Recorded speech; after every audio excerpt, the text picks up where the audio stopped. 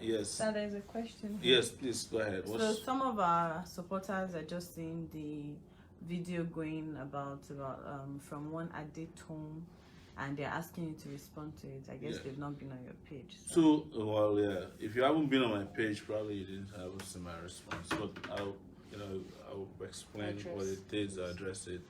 So in 2015, I got a message on my Facebook page from someone who said, "Oh, I'm doing a charity work, philanthropy in Lagos, and I'm feeding kids. I'm helping feeding and clothing them. Can you find out? Can I find out if you can help? Is there anything involved in helping with coverage?" Oh, and I said, "No, nothing is involved." And she said, "We discovered some kids at the back of a place in Ikeja who are homeless or suffering." So that conversation never included rape. As it was alleged or that they were being raped or they're sex slaves. Never. But regardless, I was interested. So what we do as Sahara reporters is that we don't have reporters, as you call them. We have citizen reporters. So we pass assignments to people who volunteer to report for us. And in this case, an assignment was passed on to one of our reporters, citizen reporters, to talk to her. And they talked to her. I think they went out. They found out that what was told to us, according to them, this is their own judgment, was not. So it was just that they followed this person to a slum, and she gave her food to some people the way the usual.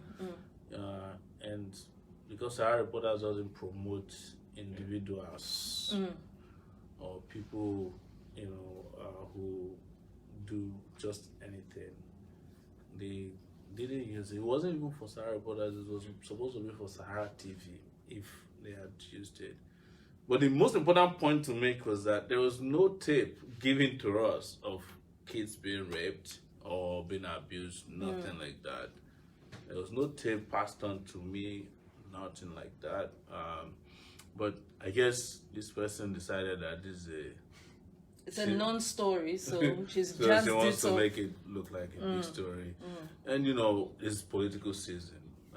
I understand that people will react this way, but there's nothing to it, just so that and I'm taking my time to explain, as calmly as I can be, because I don't want to have an aggressive response that will make people feel that they need to go after her.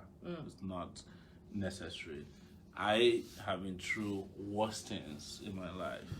I've always been a target of political operatives. As you guys are aware, for almost a year and a half, Saraki seized all of Sahara Reporters' money in Nigeria. Yes. We went to court. We had no money at the time. In fact, our office was shutting down in Lagos. I never gave up. But what is important to tell you is that we do not kill stories, because another allegation she made was that I collected tapes from her of this kid and I went and sold it to the Lagos state government. So that they would never, there's no such thing, there was no tapes collected. She never passed on any tape. The story has now changed. She has changed the story that the tape she's looking for is a tape from the recording. The citizen reporter followed her. That she wants that tape to be given to her, which naturally the tape belongs to Sahara TV, not her. So she has not changed the story. That it's not as if she gave us a tape or she gave me any tape. I've never met her before. My only conversation with her was on that Facebook page. Or maybe, after she met with the person, she probably sent me a message saying, "Thank you, this was a great occurrence." But the reason I won't say much about their own determination is that first, they're citizen reporters, they decide what is best fit for the platform. And every media company decide what they do. I did not know about this for the last 4 years. I've done more serious reporting before. Children, when the pastor slapped a girl, and nobody would touch the story, I went for it. When some members of OPC sodomized a woman with sticks, we carried the story. And nobody would touch it. And when we carried the story, we were threatened. They said, "You dare not touch the story." So when the Lagos State government went and evaded kids from, it's in Makoko, we carried the story, we followed them, we got on the canoe when they went to Todo Bame. No, I can't tell you enough stories, and I'm not here to tell you, that it is, nobody told me to do anything, but it's important to understand that it's completely smear campaign. It's just that this is for her, in my view, a time that is suitable to just tell concoct a big lie against Sowore, knowing that, this is a period that is politically charged. Yes. But it's happening for one reason and one reason only. We were dismissed as inconsequential when we started this. You guys will soon fizzle out. Nobody will ever, don't worry, inconsequential. They even said it on radio. That you guys, but we have become the reason why they are afraid. Yes. And I'm not making this statement, as a statement of frivolity or to reassert or validate our importance. It's a statement of truth. I cannot imagine that anybody will concoct such a story and stand by it. Some people said they reached out to her. I never did. And she said, oh, as long as he gives me the tapes, I'm going to leave him alone and things like that. I got some calls from even Jimmy Agbaje's people today saying, oh, we have no hand in this because apparently the pressure is tilted towards, and there's several other claims. But the latest is that I heard that the APC have sent a miseries to her that they were providing. That since you're interested in a smear campaign, young lady. So, but nobody should worry too much about this. I know why you guys are concerned when you hear about sexual abuse, slavery. It's a very, very emotionally charged, emotive issue.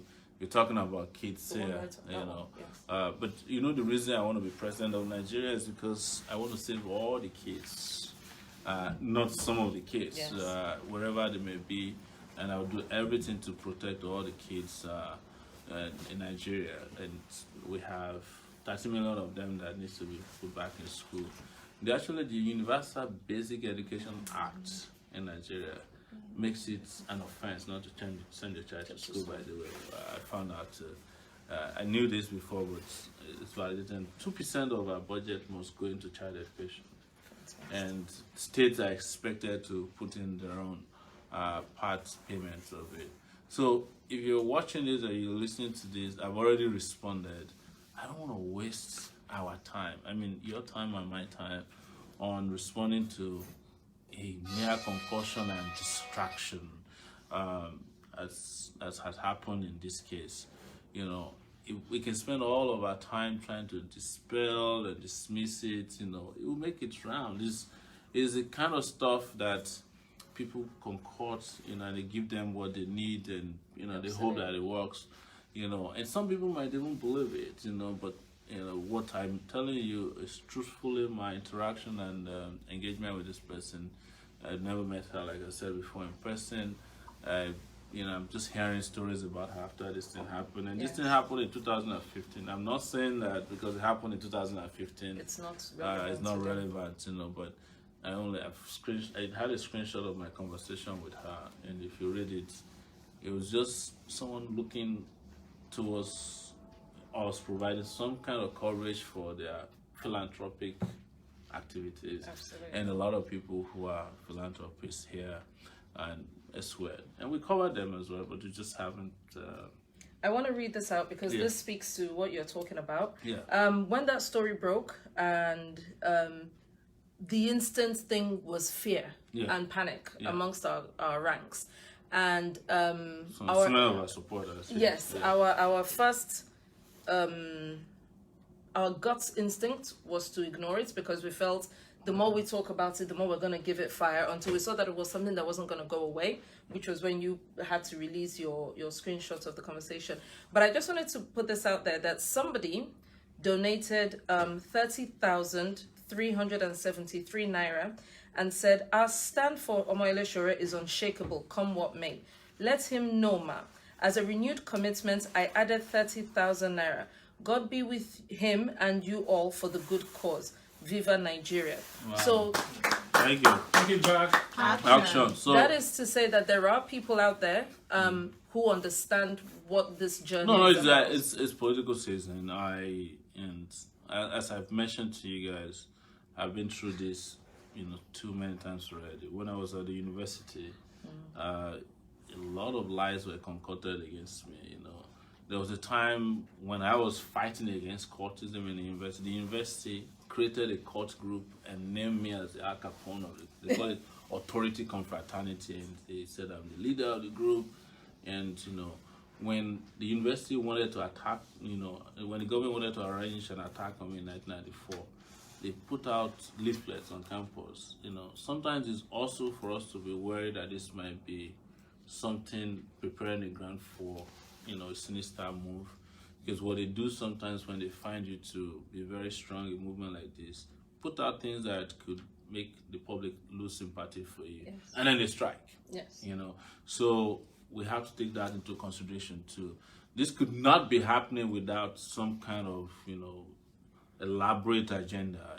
And let's talk about the fact that they have no case against you. If they did, they would have sent the FCC. They would have sent. So they're scraping the bottom of the barrel when they're bringing a case from 2015 to say. There's not even a case of 2015.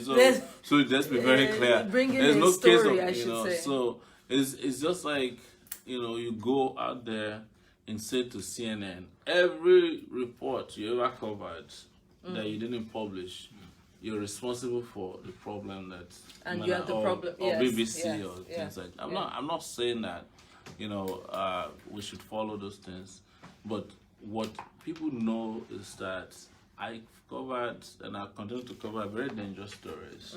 I was the one who did Ekiti Gate. That tape where Fayose and Army and I was it was probably one of the most dangerous stories I did in 2015. Yeah. In addition to covering the election results. So, and if I wasn't afraid, and I didn't sell the tape to Obani Koro or Fayose, this is just ludicrous. But let me explain to you, we're dealing with people who have made up their minds to believe what they want to believe, even when they know it's not true. It is politically expedient. Before, it used to be that the people they call Buharists, liked us because they somehow, were benefiting from our philanthropic work, I'll call it, too, of doing what our conscience tells us is right. But now, the Buharis to the Jonathan or Jonathanian and then the PDP articulated people, all of them are united in their fear, against us. So it suits them. It suits their political agenda to how can we destroy Sowore at this time, destroy TIB, destroy AAC. But you know what? We're going to defeat them on February 16th, and that's what is most important. Because what they're actually saying is, how can we defeat Nigerians? And that's not possible. Yeah.